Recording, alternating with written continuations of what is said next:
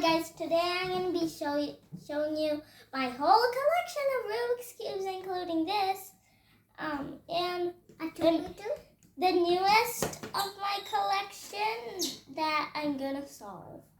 Because I learned how to solve them. So first I'll start by introducing the 2x2 and all the way to an 8x8. Which is really massive, and it's like about the size of my hand. Okay, now I have a pyraminx, and I got a megaminx, which I'm still working on, and a kilominx, which is totally scrambled because I haven't been learning how to solve it.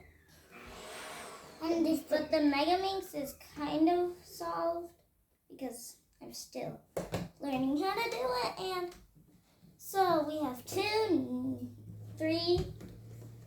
new ones.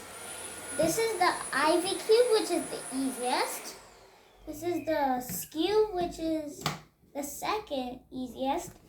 And this is the Super Ivy Cube, which is